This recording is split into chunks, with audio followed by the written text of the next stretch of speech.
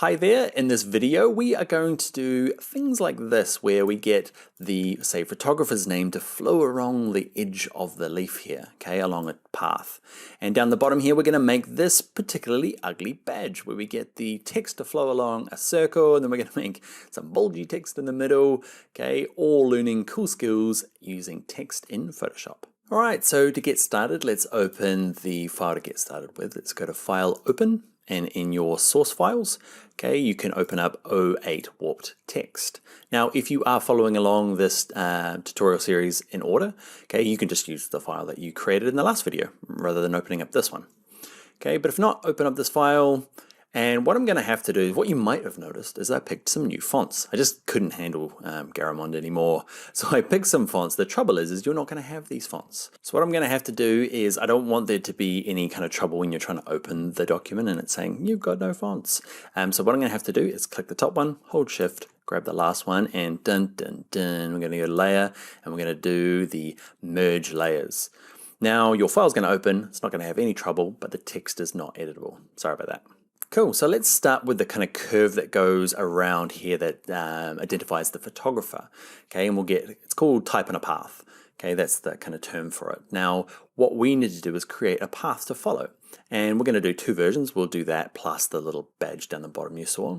And we're going to start with, if you find the pen tool over here and hold it down, so click, hold down the pen tool, okay, and these extra options pop out. We're going to use the freeform pen tool. If you're already master of the pen tool, use that one. Okay, the freeform pen tool is for people that don't even know what these are. Okay, it's a nice, quick, easy version. So let's grab freeform pen tool. There's kind of two things before we get started. Along the top here, you can pick shape or path. Let's be on path, okay? And on the top here, there's a cog. Click on the little gear wheel thing and curve fit. Bump it up a little bit, okay? It goes, I think maximum is 10, but go up to 5. All it does is when you draw, it's gonna help you kind of like smooth out the line. So if you're drawing with a mouse and you're finding the line's not very nice, just go into the cog and adjust this curve fit. Cool. So what I'm going to do is I want it to kind of curve around here. It's best to start where you want the text to start. If I start up here and start drawing down, but I want my text to come up this way, it can cause problems. So I'm going to undo, edit, step backwards. So I'm going to start down here and I'm going to try and go up and over. It's a really hard movement to do. If you're finding it hard, I've practiced a couple of times off screen. Okay, so that was okay. And you'll notice that it's curved it out nicely. That's to do with the settings in the cog. So that's an okay start for me. Okay, if you get it wrong, edit, step backwards, give it another go.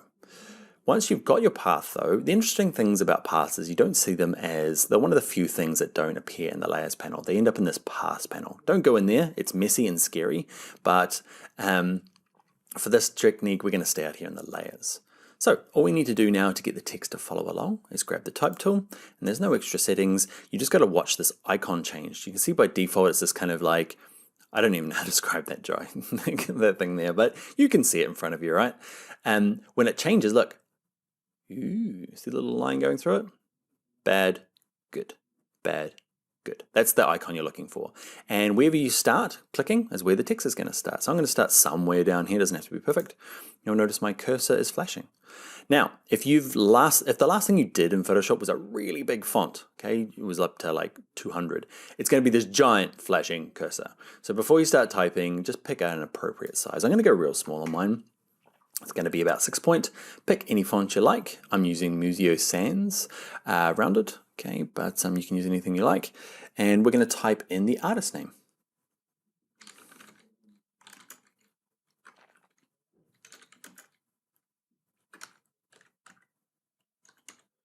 Errol Ahmed, okay, and yeah, that's type on a path. If you can draw it and you can use the type tool, just click on it and we'll follow along.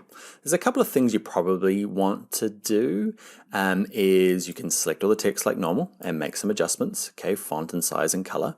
Mine's white. And the other thing you might want to do is this starting position for it. So I'm going to zoom in, remember Command plus on a Mac, Control plus on a PC, okay, and I'm going to use my little sliders here. Can't use my spacebar shortcut that we learned earlier on because I just learned if you hold down spacebar, it just puts in lots of spacebars. Cool, so we've got this. Now we want a beginning and ending point. You can kind of see them there. There's this little cross icon, that's the beginning, and that's the ending. To adjust where it starts on this line and where it ends, you have to use this tool here. It's just underneath, okay? It's the path selection tool. Now, again, you can hold down this tool. If yours is stuck on the white arrow, that's fine. Just click and hold it down and grab the path selection tool. Cool.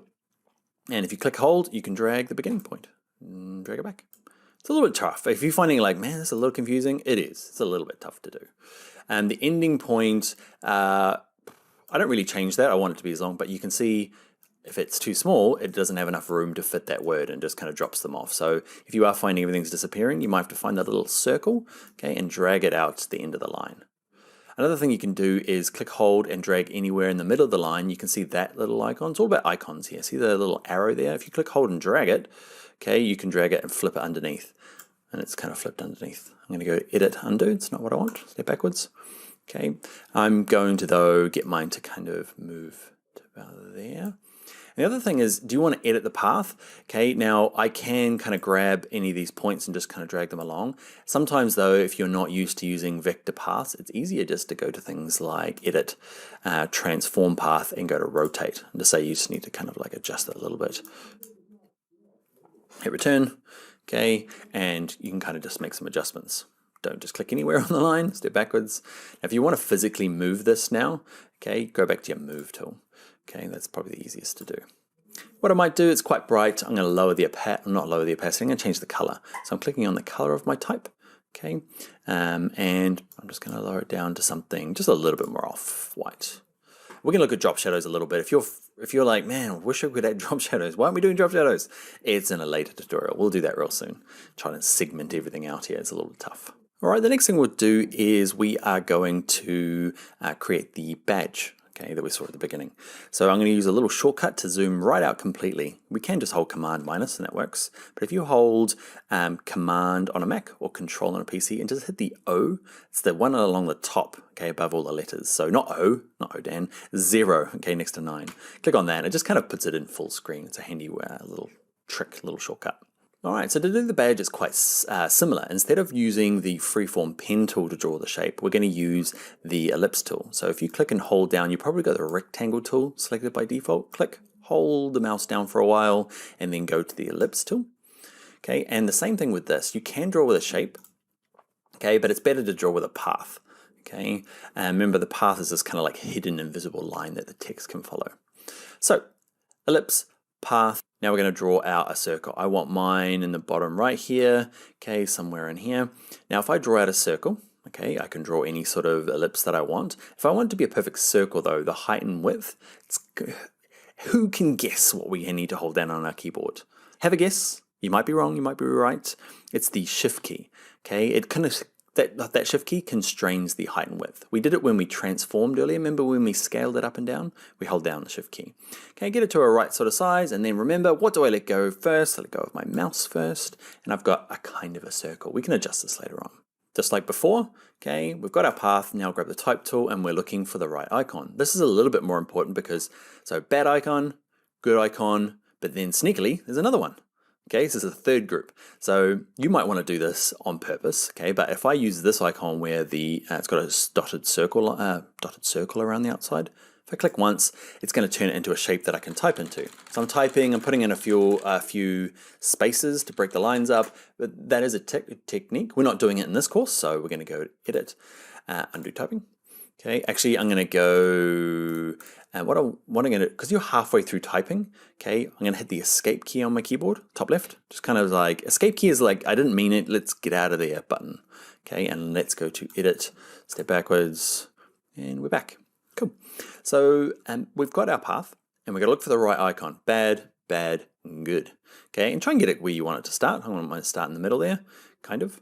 All right, and we're going to start typing. So I'm typing in all caps. So freshness, can never spell this word. I'm totally going to pause this and come back and spell it right.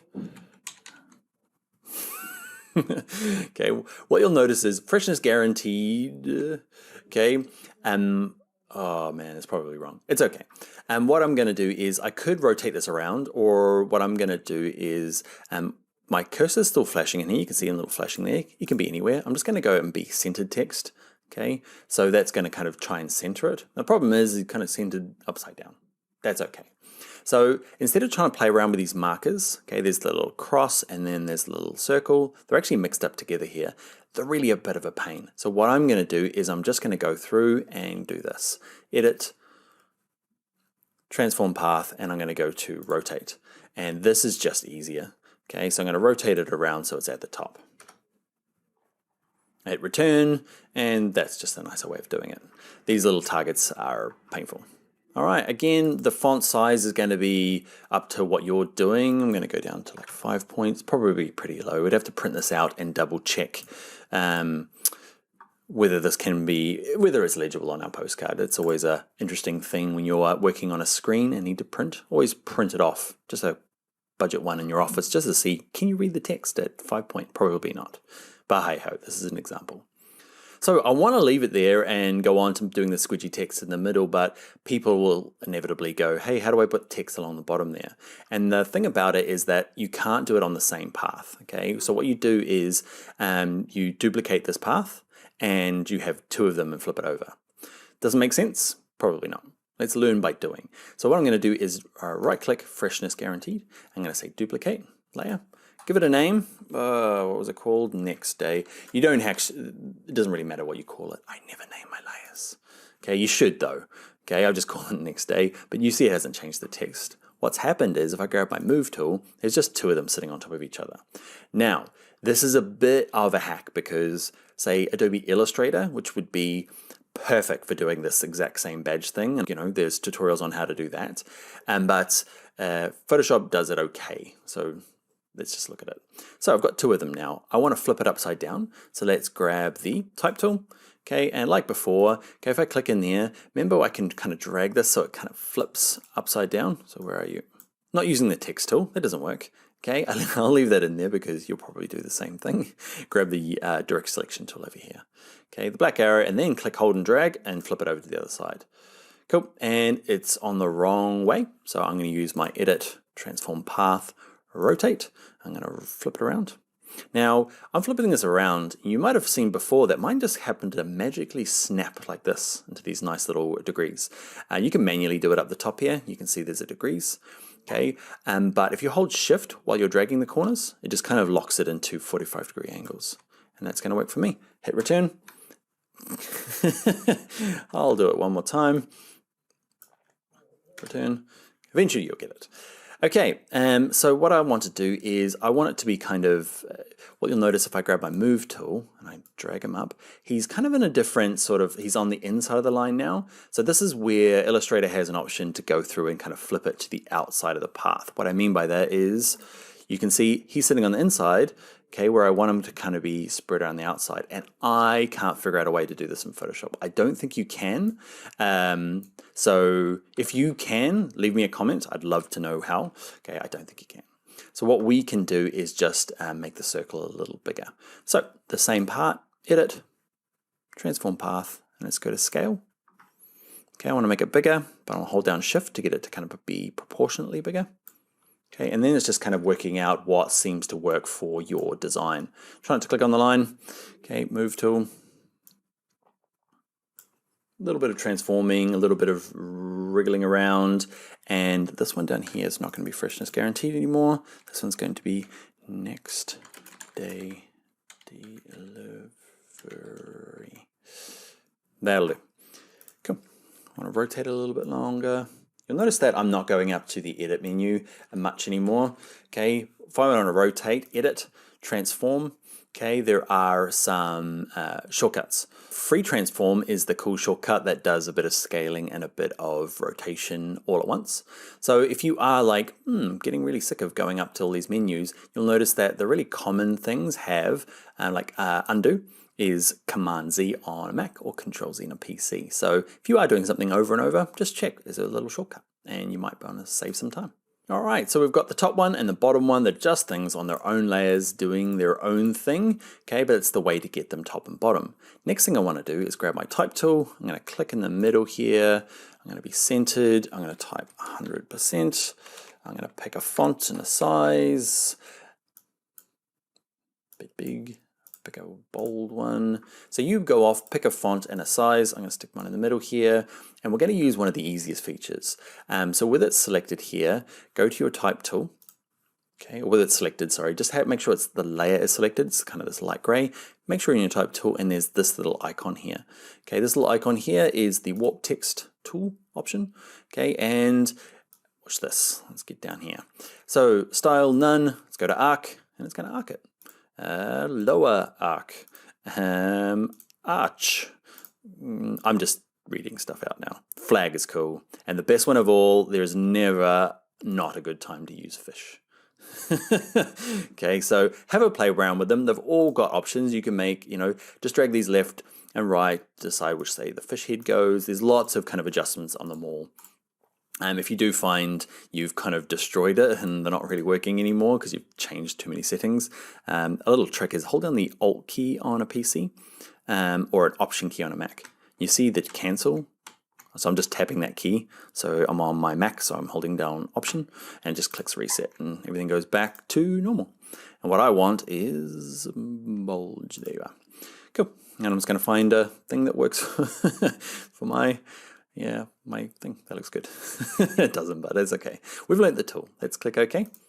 Alright, so that is the end of the tutorial, but now it is time for your homework. Okay, I would like you to take your newfound skills doing type on a path, okay, and make a badge for another company. Okay, it's a real association. It's this one here. If you go to your exercise files or your source files, it's 08B called badge exercise. There's the text, okay, so it's the Association for Pet Obesity Prevention. Check out their website, okay, and I'd like you to create a badge kind of similar to what we did here in our exercise.